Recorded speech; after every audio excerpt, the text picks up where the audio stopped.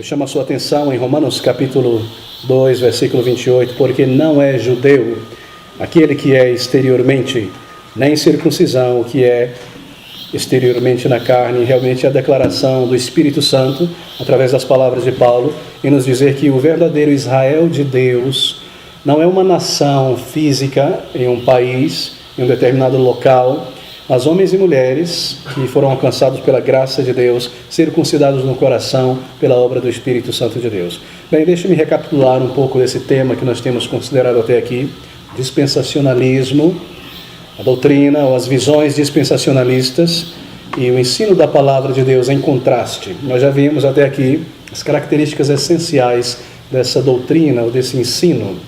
Vimos que é uma teologia que tem um foco específico escatológico. Foco maior, o holofote desse movimento está no final dos tempos. Essa é a grande a luz maior lançada sobre o tema do final, a vinda de Cristo, o anticristo, o milênio. Esses temas estão realmente, são um prato cheio, assim por dizer, para o dispensacionalismo. Agora nós vimos também que a essência desse ensino, o movimento, não é exatamente ou apenas o foco sobre o final dos tempos, mas sim sobre a igreja. Realmente o centro, o âmago do ensino dispensacionalismo descansa na doutrina da igreja, onde nós vimos, no nosso primeiro estudo, que eles fazem uma grande diferenciação entre igreja por um lado e a nação de Israel por outro, dizendo-se que Deus tem dois planos, um plano para Israel e um plano para a igreja. Uma outra característica peculiar ou particular desse movimento é que eles entendem a Bíblia, assim como eles dizem, de uma maneira literalista, ou seja, o texto, a literatura, é interpretada de uma maneira literal. Toma-se a palavra de Deus, assim como ela é vista, observa-se a palavra de Deus como uma narrativa contínua, e assim a interpretação é feita de uma maneira bastante literal. De outro modo, você estaria alegorizando a palavra de Deus ou espiritualizando onde não se deve. Essa é a grande bandeira da interpretação bíblica do dispensacionalismo.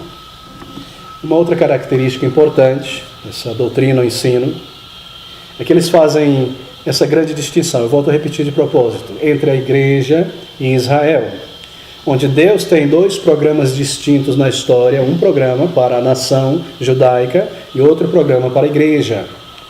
Para os dispensacionalistas também, o termo Israel na Bíblia nunca significa igreja, mas o termo Israel significa apenas a nação de Israel na Palestina. Então esse é um termo que é entendido por eles com o único significado: Israel é sempre a nação, Israel é sempre o país. Agora nós entendemos, nós vimos isso, que a nossa compreensão bíblica é que o termo Israel na Bíblia significa tanto a nação judaica quanto a igreja. Israel também é um termo utilizado em referência à igreja. Esse versículo que nós acabamos de ler aqui é uma referência direta a isso também. Um outro elemento neste ensino, ou nessa doutrina, é que a igreja, ela nunca cumpre as promessas de Deus ou seus propósitos dados no Antigo Testamento. Todas as promessas ou profecias do Antigo Testamento são dirigidas à nação de Israel. Esse é o ensino do dispensacionalismo. O dispensacionalismo entende desta maneira: não há promessas dadas no Antigo Testamento para a igreja, não há profecias no Antigo Testamento referente à igreja, a igreja não é prevista no ensino e nas profecias do Antigo Testamento. A igreja surge apenas lá na frente, como um parêntese no plano de Deus para Israel. A igreja então é um plano B. O Senhor Jesus Cristo ofereceu o reino aos judeus, eles recusaram. Deus então postergou o cumprimento da sua promessa dada a Abraão, não é? Do reino, e ele passa então a lidar com a igreja. Então a igreja é o plano B, é o parêntese da história. E essa é uma característica muito importante do ensino do dispensacionalismo. Eu espero que vocês estejam colocando aí as pedrinhas nesse fio desse colar. Daqui a pouco nós vamos ver a figura completa. Há um outro elemento que nós vimos também, interpretação bíblica sobre o final dos tempos em particular. Eles creem que o Senhor Jesus Cristo retornará não uma única e última vez, como nós cremos ser o ensino da palavra de Deus, e tem sido a crença de toda a igreja por séculos, mas que o Senhor Jesus Cristo retornará duas vezes. Uma invisível somente para a igreja, para fechar o parêntese da igreja, levando a igreja de maneira invisível, tirando ela de cena, para que Deus continue o seu programa A com os judeus e cumpra as promessas que, segundo eles, foram dadas aos judeus e não foram cumpridas ainda, que agora serão cumpridas nesse período de 1000 anos aqui na Terra. Nós vimos que o dispensacionalismo é quase sempre arminiano, cresce na perda da salvação e tantos outros aspectos do ensino do arminianismo. Nós cremos que a palavra de Deus, ela se auto-interpreta e que a revelação última no Novo Testamento lança luz sobre o Antigo Testamento. Assim, o Antigo Testamento são sombras, e o Novo Testamento traz como que o corpo mais perfeito, mais visível. Mas o dispensacionalismo não crê dessa maneira, e assim não aceita aquilo que nós chamamos de analogia da fé, onde nós comparamos escrituras com escrituras, seja do Antigo com o Novo Testamento, ou ao contrário, para interpretar a palavra de Deus. Ele diz, não, você não pode trazer elementos do Novo Testamento no Antigo, porque os autores ali não estavam como que prevendo a igreja lá no futuro, eles falam apenas naquele contexto do Antigo Testamento para a igreja somente.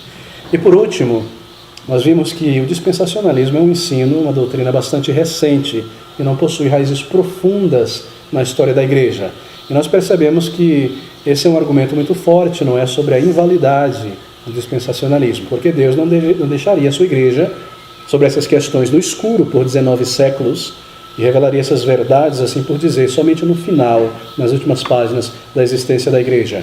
Assim, desta maneira, é uma questão que toca na interpretação e que realmente contradiz a maneira do dispensacionalismo encarar o ensino da palavra de Deus. Bem, queridos, é uma forma que é imposta sobre a Bíblia.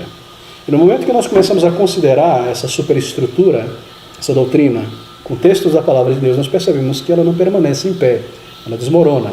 Então eu peço que você marque esses elementos principais: interpretação bíblica, diferença entre Israel como nação e igreja, a ideia do milênio, a igreja como um plano B, ou um parêntese no lidar de Deus na história. E nós vamos agora lidar com um ponto bastante específico do ensino do dispensacionalismo, que é a sua doutrina da igreja, como o dispensacionalismo encara a igreja, e contrastando com isso, qual é realmente o ensino da palavra de Deus, o que a Bíblia diz sobre a igreja, qual é a figura que nós encontramos nas Sagradas Escrituras sobre a igreja. Bem, nós vamos fazer isso através de um número de perguntas ou afirmações que têm sido feitas por esse movimento dispensacionalista. Uma delas é o seguinte: Deus tem 2 programas distintos na história humana, um para Israel e um programa para a igreja. Essa é a primeira afirmação desse movimento, e nós vamos lidar com ela. A segunda afirmação, que é a base desse movimento, é que a igreja, ela não cumpre nenhuma das promessas que Deus deu a Israel no Antigo Testamento. Todas as promessas que Deus deu a Israel serão cumpridas apenas pela nação de Israel, dirigidas apenas para Israel. Essa é uma segunda afirmação. Uma terceira afirmação é que, para o dispensacionalismo, a igreja é um mistério. Não há nada no Antigo Testamento, dizem eles, sobre a igreja, absolutamente nada. O fato de ela ter aparecido foi um mistério no programa de Deus, porque não havia nada no Antigo Testamento falando sobre a igreja. Nós queremos considerar essa afirmação. A quarta afirmação do dispensacionalismo sobre a igreja é que esse período atual da igreja é um parênteses, porque Deus está lidando temporariamente com a igreja, com os gentios sobretudo, mas logo ele vai suspender ou fechar esse parêntese no arrebatamento. Quando Cristo voltar invisível para levar embora a igreja, então Deus vai continuar a lidar com o povo de Israel, com a nação de Israel. Essa é a quarta afirmação. Em quinto lugar, a igreja, o corpo de Cristo, nos é dito pelos dispensacionalistas, ela surgiu apenas no Pentecostes, na vinda do Espírito Santo. E ela terminará o seu período com um arrebatamento. Ou seja, em todo o período anterior ao dia de Pentecostes, não havia igreja, porque a igreja é composta somente daqueles que serão salvos desde o Pentecoste até o arrebatamento. Assim, ninguém no Antigo Testamento está incluso na igreja. No Antigo Testamento nós só temos a nação de Israel. Essa é uma afirmação séria do dispensacionalismo. Se você tomou nota desses 6 pontos, nós queremos agora lidar com eles. Lembre novamente, deixe-me estressar esse ponto: diferenciação entre igreja e Israel é o ponto essencial ou o âmago da doutrina do dispensacionalismo. Em torno disso aí gira todas as ideias sobre o milênio, sobre o arrebatamento, sobre o anticristo e sobre questões como essa. Bem, queridos, vamos responder essa primeira pergunta, ou melhor, afirmação, que diz que Deus tem dois programas distintos na história humana. Um programa para Israel, um plano para Israel e um plano para a igreja. Bem, será que esse é o caso realmente, que Deus lida de uma maneira com Israel e de uma outra maneira com a igreja? Bem, se nós tomarmos Israel apenas como a nação de Israel, aquele povo ali centrado na Palestina, e a igreja como o povo de Deus eleito, salvos, então de fato Deus realmente tem lidado de maneiras bem específicas com a nação e com a igreja. É verdade? Certamente tem um Deus, um plano para a igreja e um plano para a nação, o país, Israel. Mas se nós entendermos Israel, veja agora, como um termo que representa somente os salvos, somente os eleitos, em outras palavras, a igreja, somente o povo de Deus, somente crentes em Jesus Cristo, tanto do Antigo quanto do Novo Testamento, então não se pode afirmar que há dois planos de Deus para Israel e para a igreja. Deixa eu repetir isso aqui, porque é muito importante. Se nós considerarmos o termo Israel como uma referência apenas ao país, ao grupo étnico, à nação lá na Palestina, e o termo igreja aos salvos somente, então Deus tem um plano, claro, específico para cada um. O plano para Israel é que Israel fosse um berço pelo qual o Salvador viria ao mundo para todas as nações, e a igreja é o povo de Deus, e sobre a igreja está o foco do amor de Deus e do seu plano desde o início até o fim da história. Agora, se nós tomarmos Israel, o termo Israel, como uma referência à igreja, aos salvos, e não à nação apenas, mas ao salvo, então Deus não tem dois planos, um para a igreja e um para Israel, porque Israel é a igreja. Esse é o Israel de Deus. Todo mundo pegou esse ponto? É muito importante para o nosso desenvolvimento aqui do raciocínio. Bem, vamos ver o que a palavra de Deus diz. Tem realmente Deus um plano A para Israel e um plano B para a igreja? Vamos abrir a palavra de Deus em alguns textos. E quando nós começamos a considerar a Bíblia, nós vemos que não há duas igrejas. Nós temos Israel como uma nação e nós temos a igreja que está no Antigo Testamento dentro de Israel. Assim, todos os crentes, tanto do Antigo Testamento como do Novo Testamento, esse é o Israel de Deus. Há uma só igreja, há um só povo de Deus, que estava no passado, no Antigo Testamento, mais concentrado dentro da nação de Israel e quase nada fora da nação de Israel. Assim, sempre houve um povo de Deus, desde o início, não dois povos de Deus, não duas igrejas, sempre houve apenas uma igreja, ainda embora no Antigo Testamento essa igreja estava mais concentrada dentro da nação de Israel. E agora, após a vinda de Cristo, a maior parte da igreja está fora daquele país. O maior número de crentes não é judeu, mas sim pessoas de todas as nações. Bem, queridos, uma só igreja, um só povo de Deus em todas as épocas. A questão muitas vezes que confunde é o termo Israel, povo de Deus, meu escolhido, e todos esses termos. Mas Deus não está falando da nação como Estado nacional, mas sim do verdadeiro Israel, circuncidado no coração, que estava contido dentro daquele cercado ali chamado nação de Israel. Não nos diz a Bíblia várias vezes que o verdadeiro Israel de Deus é um remanescente que nunca dobrou o joelho a Baal. Então o foco de Deus ao longo de toda a história é esse verdadeiro Israel, que é a igreja. Então nós podemos dizer da seguinte maneira, se torna bem mais claro. No Antigo Testamento, a igreja se chamava Israel. No Novo Testamento, a igreja se chama igreja. Mas é a mesma igreja. E nós podemos inverter. A igreja está no Antigo Testamento e no Novo Testamento nós temos o Israel de Deus. Mas sempre foi um povo dentro dessa grande nação. Então você pode pensar da seguinte maneira. Pensa sobre um grande círculo. Essa é a nação de Israel. E um círculo pequeno dentro do grande círculo. Essa é a igreja, esse é o Israel de Deus. Esse pequeno círculo ele segue em frente. Ele sai de dentro da nação de Israel e começa a abranger o mundo inteiro, mas sempre foi um só povo de Deus. A questão é que no Antigo Testamento estava mais concentrado dentro daquele país, dentro daquela região geográfica. Muito bom, queridos. E o fato é esse. O povo de Deus no passado estava mais concentrado ali, porque aquele seria o berço para a vinda do Messias. Assim Deus criou um povo, preparou um berço para que o Messias, o Salvador, viesse para o mundo inteiro, uma nação que temesse a Deus, que se afastasse do erro, que mantesse a linhagem da promessa desde Adão, semente da mulher, até o final. Porque se fossem as coisas deixadas como estavam, as nações teriam realmente se esfacelado. Deus separou um berço para a vida do Messias. Então a igreja se concentra por maior tempo ali dentro daquela nação. E aí, com a vinda do Senhor Jesus Cristo, o que acontece? A bandeira da igreja, que estava só uma centrada em Israel, desce, a bandeira da igreja judaica, e sobe ao mastro a bandeira da igreja judaico-gentia. A igreja não está só mais centrada em um país, e de por todo o mundo, então se espalha o povo de Deus evangelizando e alcançando, e o Israel de Deus deixa de ser apenas o grupo étnico, ou melhor, centrado em sua maioria naquele grupo étnico. Bem, muito bom. Não é mais constituído apenas de judeus. Vamos lidar então com alguns textos que provam isso. Eu me volto rapidamente, espero que você esteja manuseando a sua palavra de Deus. Efésios capítulo 4, versículo 6, você pode checar com calma em casa depois. Mas abra comigo Efésios capítulo 4 e o versículo de número 6. Efésios 4, 6, essas palavras. Um só Deus. Lembre-se que nós estamos respondendo a grande pergunta. Tem Deus um plano A para a igreja, ou A para Israel, um plano B para a igreja? Há duas igrejas, há dois povos de Deus. Nós lemos um só corpo, versículo 4, e um só Espírito, como também fostes chamados em uma só esperança da vossa vocação. Um só batismo, e nós começamos a ler. Um só corpo, não dois corpos, não duas igrejas. Quem é a cabeça desse corpo é Cristo, então há apenas um corpo, há apenas uma igreja, desde sempre. Outro versículo, nós lemos nesse que todos os crentes de todas as épocas possuem um só Deus, estão ligados a um só corpo, que é o corpo de Cristo. Efésios 8, também versículo de número 6, temos um texto interessante. Não pode ser 8:6, porque só tem capítulo 6 no versículo de Efésios.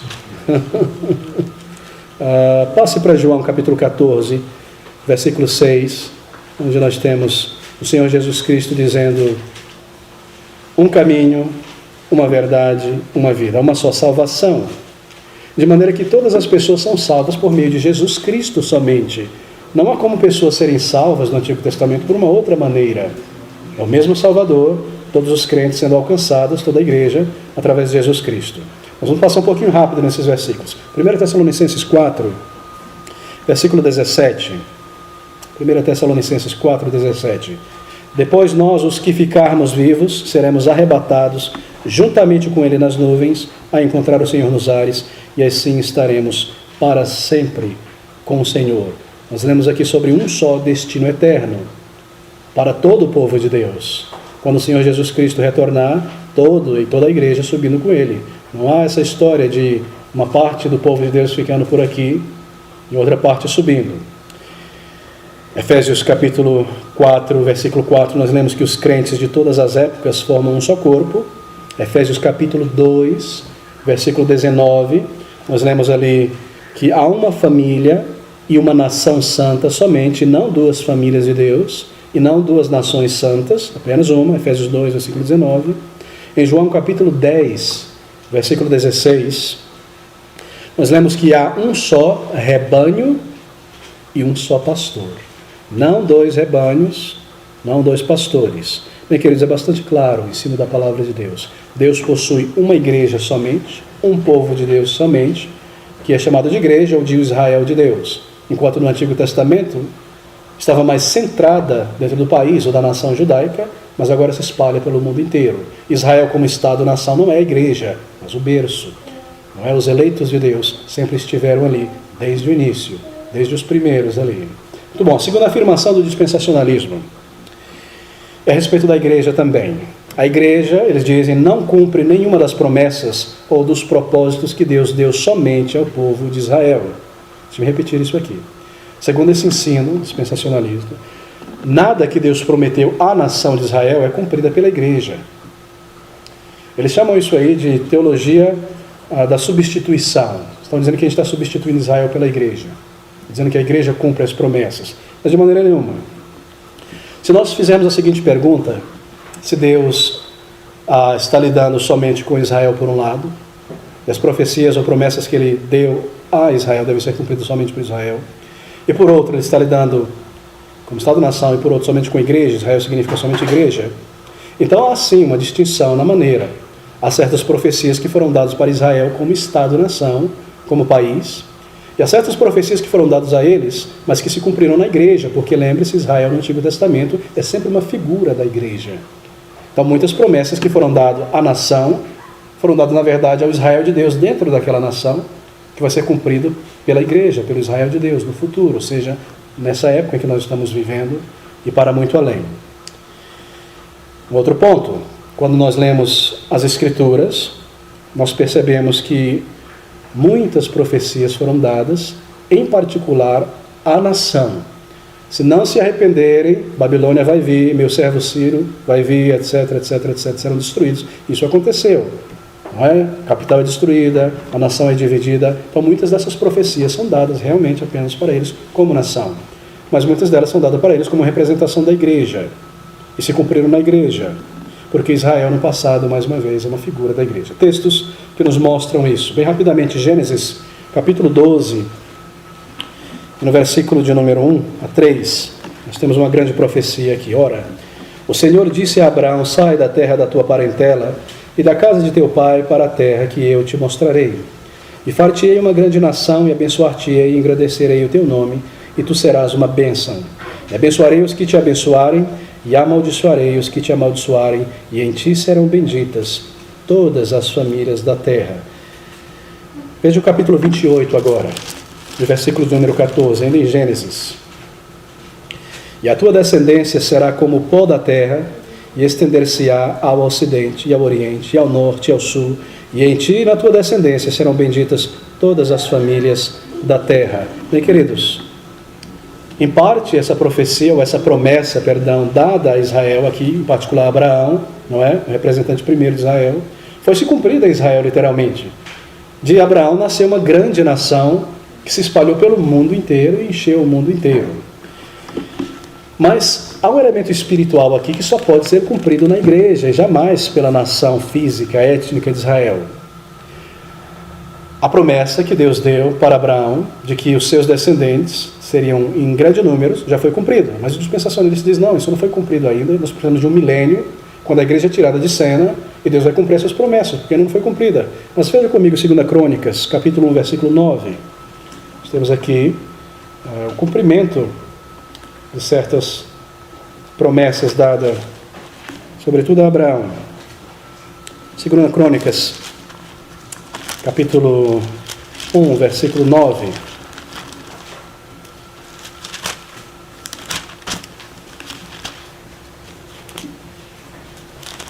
Perdão. As palavras. Agora, pois, ó Senhor, essa é a oração de Salomão. Ó Senhor Deus, confirme-se a tua palavra, dada a meu pai Davi, porque tu me fizeste rei, reinar sobre um povo numeroso como o pó da terra. Salomão não estava falando sobre o futuro.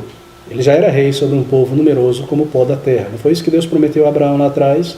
Não está cumprido. Essa nação se espalhou e ela encheu aquele território por inteiro. Agora, a promessa que foi dada de que todas as nações seriam abençoadas na descendência de Abraão, ela foi cumprida na igreja. E nós lemos lá em Gálatas, no capítulo 4, ou 3, na verdade, versículo 26, o cumprimento dessa promessa. Gálatas 3, 26 a 28. Mas antes que a fé... Deixa-me ler do versículo 26, na verdade, está mais claro ainda.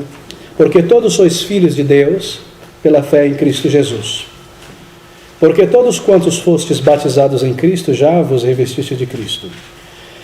Nisto, não há judeu nem grego, servo nem livre, não há macho nem fêmea, porque todos vós sois um em Cristo Jesus. E sois de Cristo, então sois descendência de Abraão e herdeiro conforme as promessas.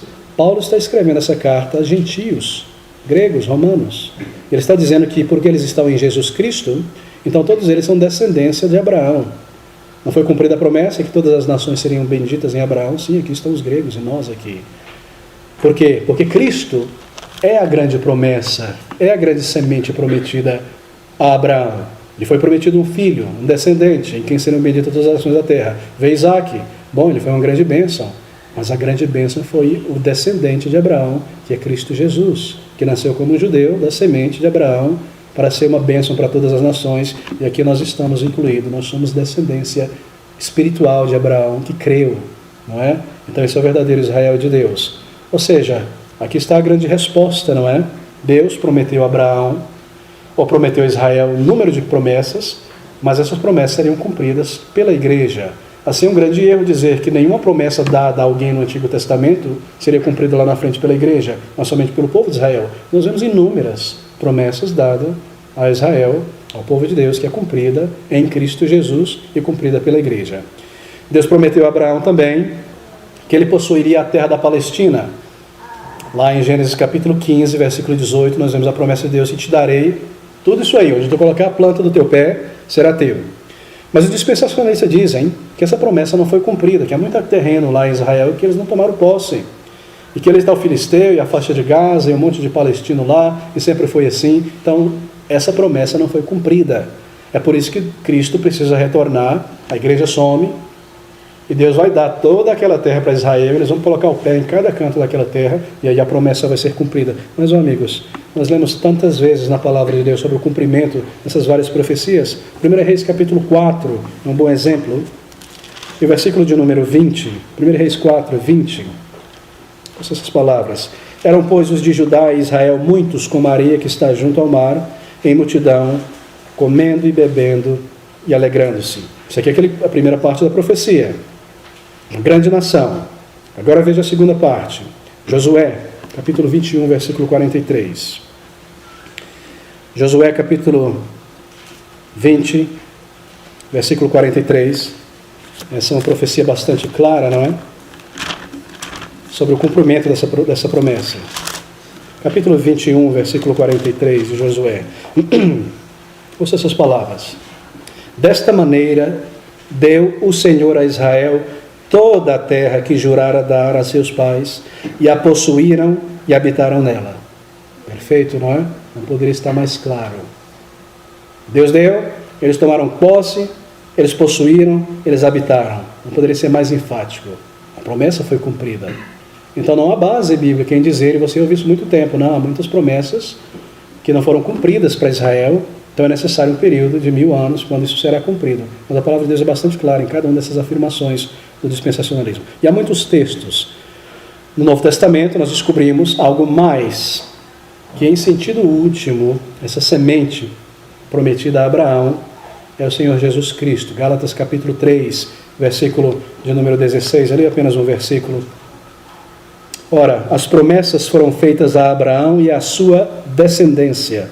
Não diz, e às descendências, como falando de muitas, mas como de uma só, e à tua descendência, que é Cristo.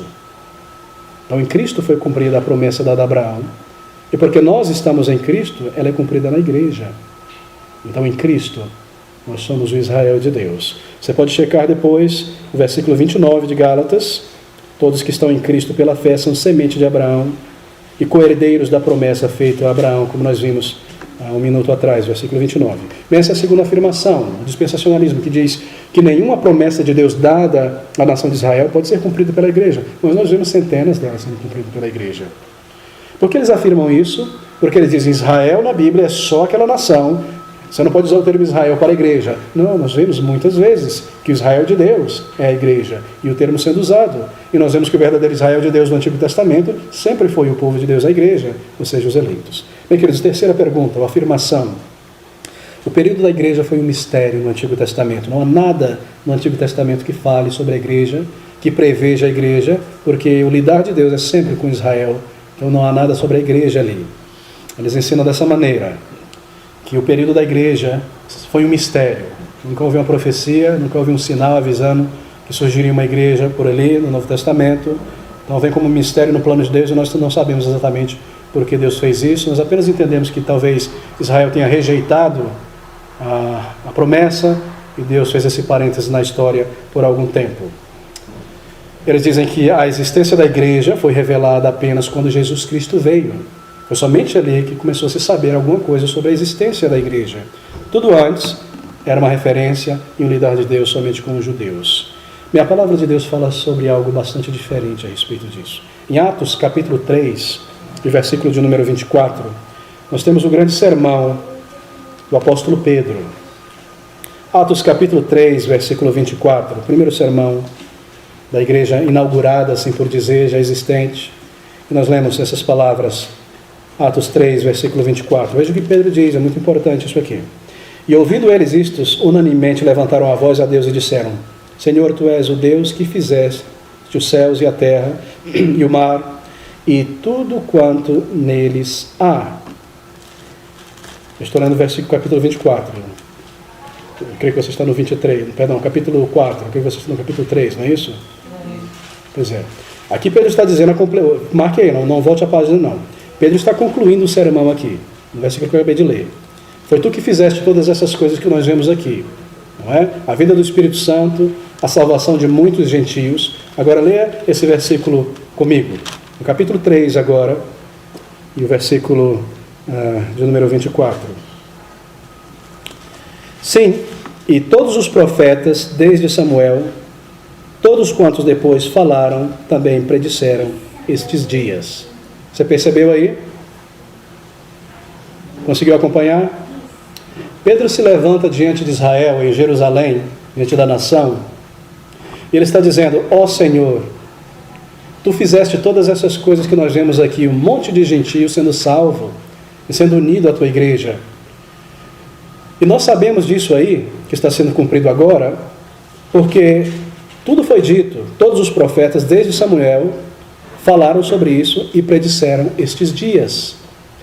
Então os profetas, vindo desde Samuel, predisseram a existência da igreja e que haveria um dia em que aquelas coisas aconteceriam.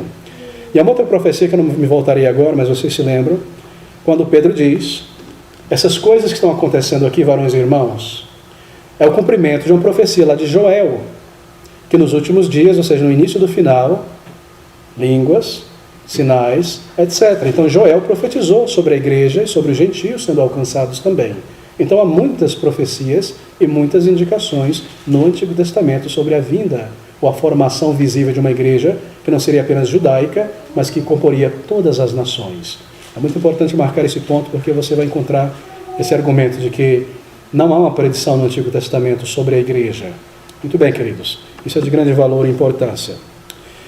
O próprio dia de Pentecostes é profetizado, não é o dia em que grandes números de pessoas de vários povos e nações entrariam para a igreja. Você se recordará de Joel capítulo 2, versículo 28, eu acabei de mencionar, cheque em detalhes depois. Você está também em Amós capítulo 9, versículo 11 e 12, onde nós lemos ali que Deus tomaria para si mesmo um grande povo dos gentios. Ele tomaria dentre os gentios um povo para si mesmo. Isso é a igreja, não é?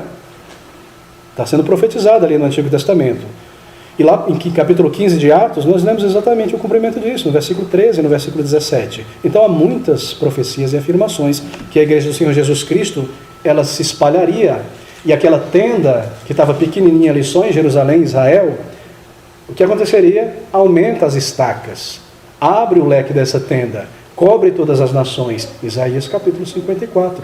Então há muitas profecias, há muitas indicações de que a igreja do Senhor Jesus Cristo viria como uma igreja que cobriria todas as nações. Centenas de indicações.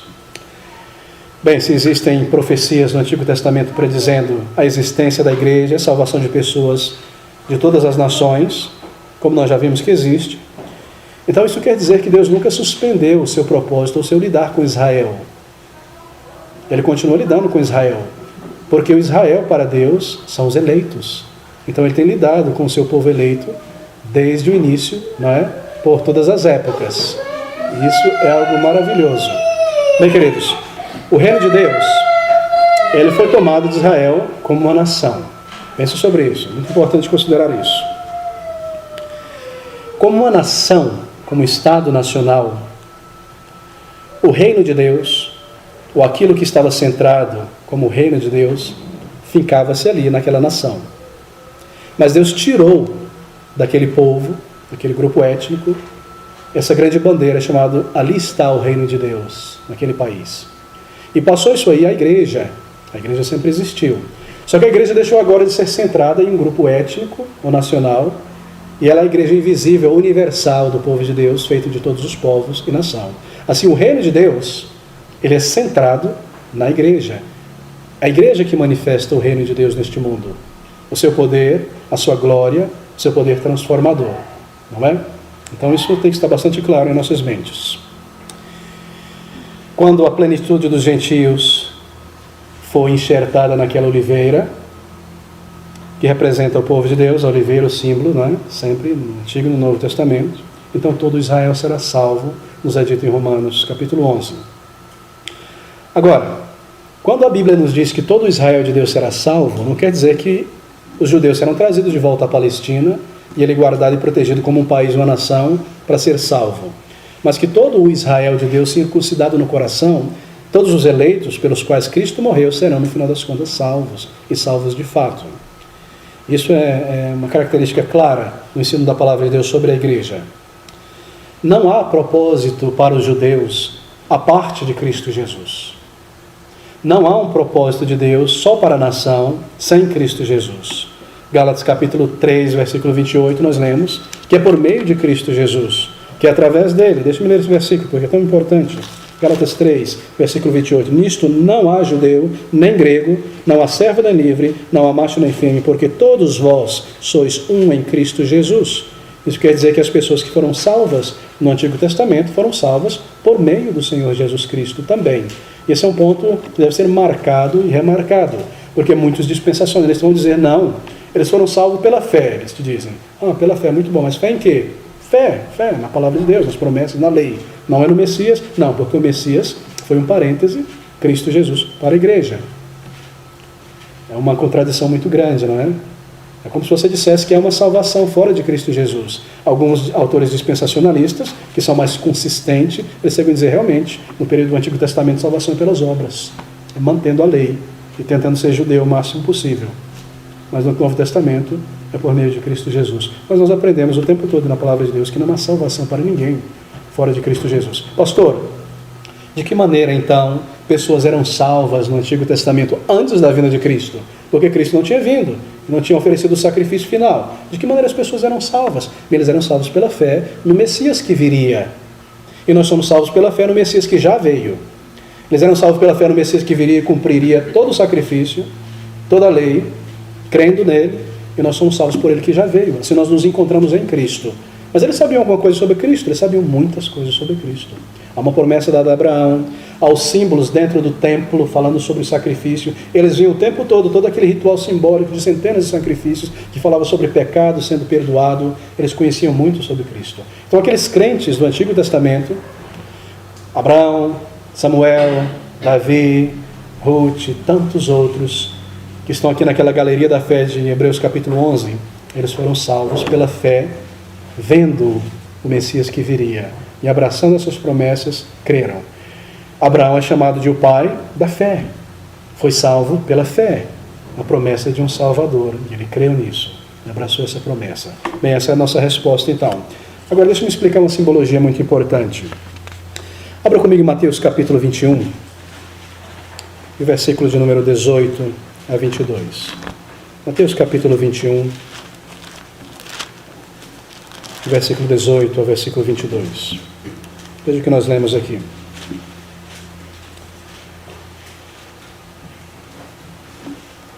Nós temos um incidente, que o Senhor Jesus Cristo, ele voltava para a cidade e tinha fome, né? Ele retorna com seus discípulos, na manhã seguinte, para Jerusalém. E o versículo 16, ou melhor, o versículo 22, nos diz que versículo, na verdade, 19. Vistando uma figueira, perto do caminho, dirigiu-se a ela e não achou nela senão somente folhas. E disse-lhe, nunca mais nasça fruto de ti para sempre. E a figueira secou-se imediatamente. Nós lemos essa passagem em outro contexto. Se você abrir também Lucas capítulo 13, versículo 6, você lê sobre a figueira novamente. Quero chamar a sua atenção para essa figueira. Lucas capítulo 13,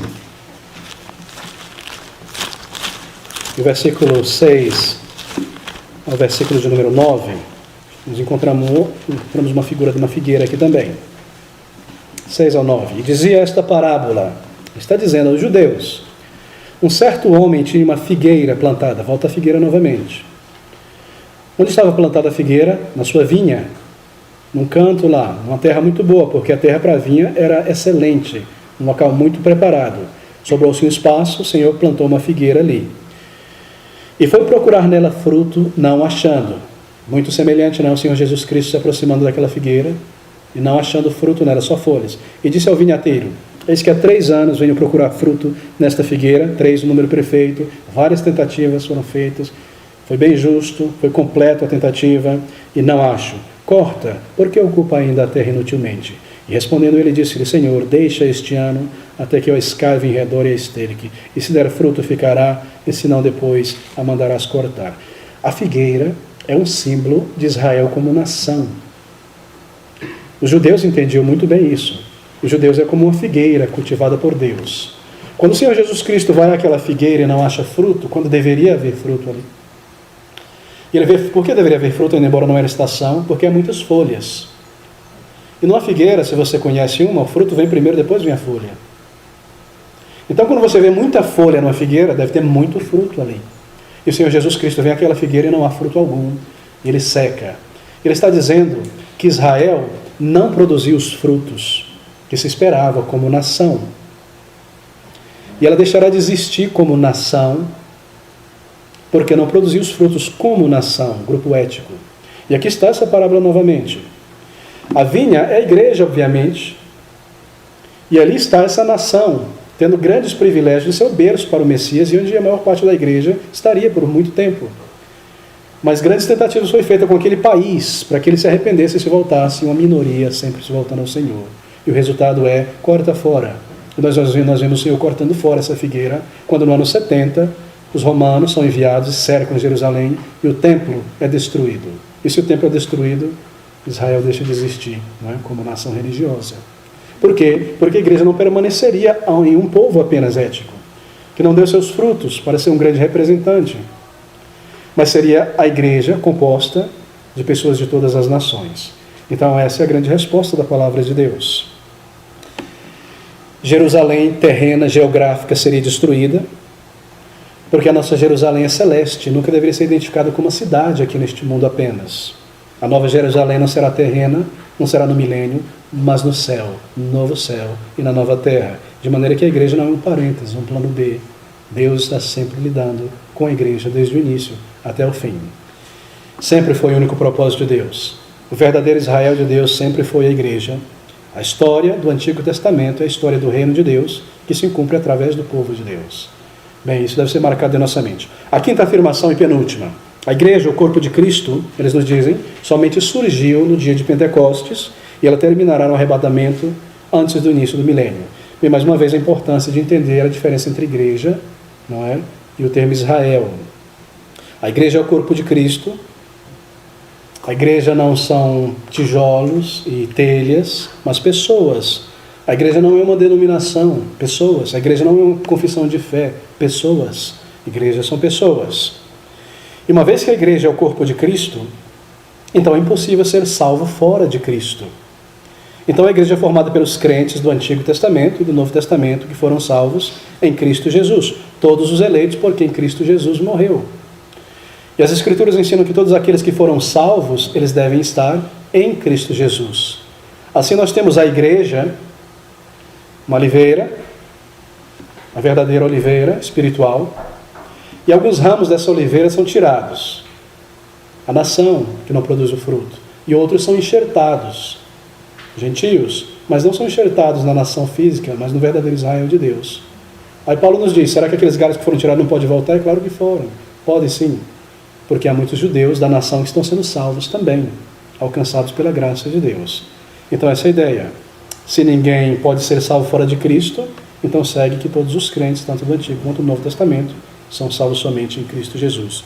Se o corpo de Cristo, a igreja, inclui crentes do Antigo e do Novo Testamento, então a igreja não teve o seu início no dia de Pentecostes. Ela iniciou lá atrás, porque lá atrás já há crentes também. Então a igreja já existe desde sempre. Deixa eu me dar um bom exemplo. Nós somos uma igreja, mas nós temos um apelido, Missão São Paulo. Mas nós já somos uma igreja.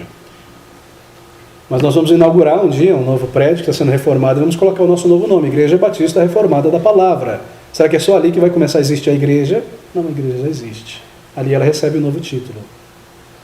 Aqui nós somos o Israel de Deus, daqui a pouco nós vamos ser a igreja.